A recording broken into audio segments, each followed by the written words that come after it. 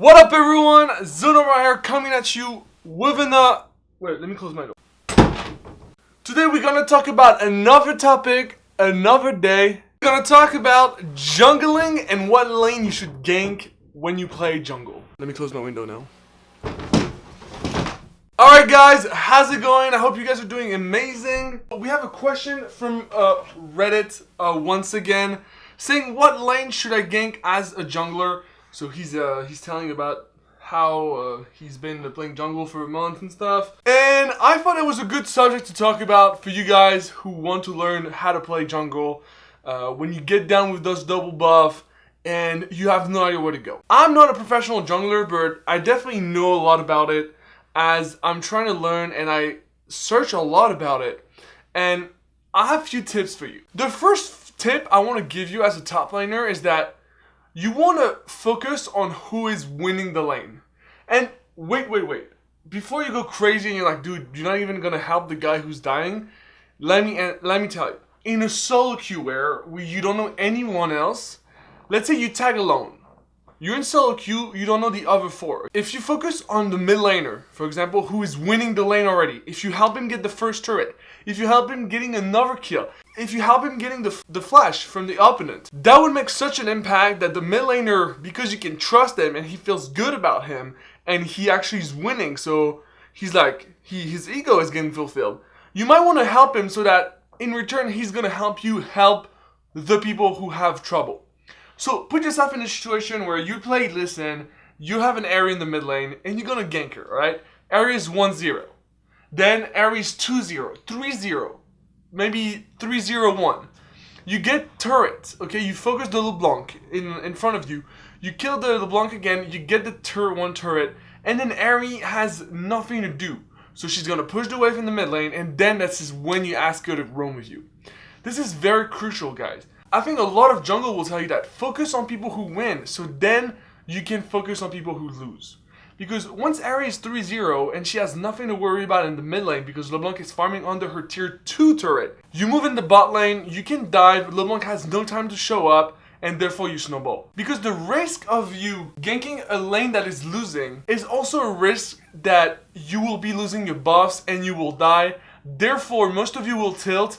Therefore, most people will give up in the situation. Who doesn't hate losing double buff when you play jungle, right? It's freaking frustrating and it's really understandable. What I always advise my students and the people who hit me up by email, and feel free to do so as well, is that you should always focus on the strength of your team, people who are doing better than others, so that in the mid-late game, you can actually help them. Because going alone, let's say you have a Listen and your bot lane is like on the turret suffering, it doesn't say that if you're gonna come, you're just gonna save the day. Caitlyn is gonna get a double kill and stuff. You might die as well, and this could even be worse for the bot lane. Okay, if you have a really good opportunity, go for it because you're not stupid as well.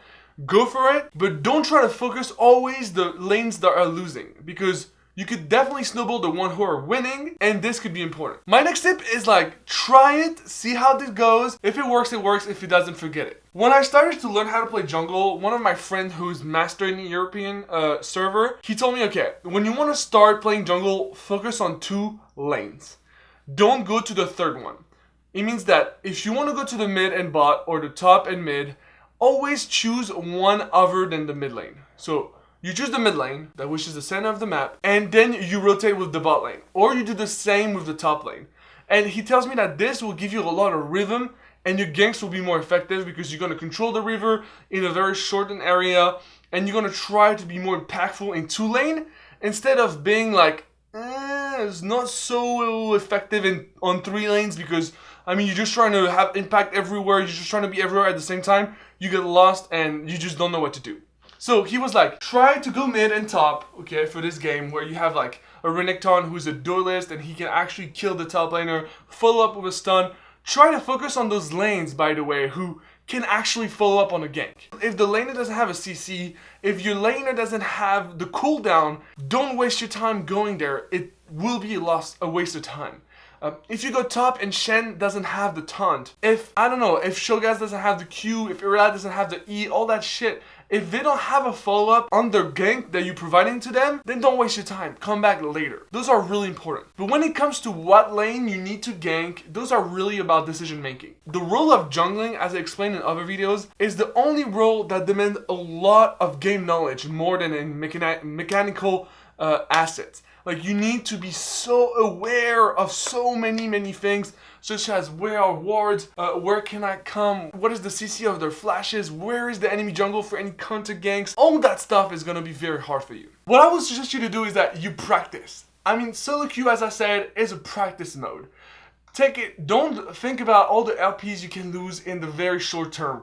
Think about progressing, going from A to B to C, etc., etc., and reach milestones. Try to get 1 successful gank in your first game. Try to get 2 successful gank in your second game. Try to organize a counter jungle. Try to organize a counter gank. Try to be aware of the jungle decision making and the jungling mindset. The best jungles in the world have a mindset that they understand so much the decision making of a jungle that they can precisely tell you where is the jungle right now. Like, they know how fast a jungle is to clear the scams. They know what level they are. They know where they're gonna be. They know what will make sense if they're gonna be there. Yada yada yada. Like, you know all that stuff. And once you know that, you will be an absolutely beast at jungling. But this requires a lot of practice. And it's not gonna be an overnight training where tomorrow you're just gonna be a beast and you're gonna reach your goals by playing jungle. Especially if it's a new role. It's a very interesting role that demands a lot of gaming knowledge and a lot of practice. But definitely watch guides online that will tell you how to think like a jungler. Like, what is the jungler mindset you need to acquire? Like, for me, it's knowing all the speeds of clearing from all the jungles in the meta. It's knowing where the jungle is at all time. It's knowing when you can counter jungle and when it's too risky to counter jungle. It's when to control the scuttler, when to place a ping, when to place a ward, when to ask someone to counter jungle with you, etc, etc, etc. But when it comes to ganks, try the things I told you and you will be more successful. Thank you so much for the post, man. I hope this video helped you. If you're watching this, I hope this also helped you. It's been ZonoBRAH, guys, and I'll see you for the next one.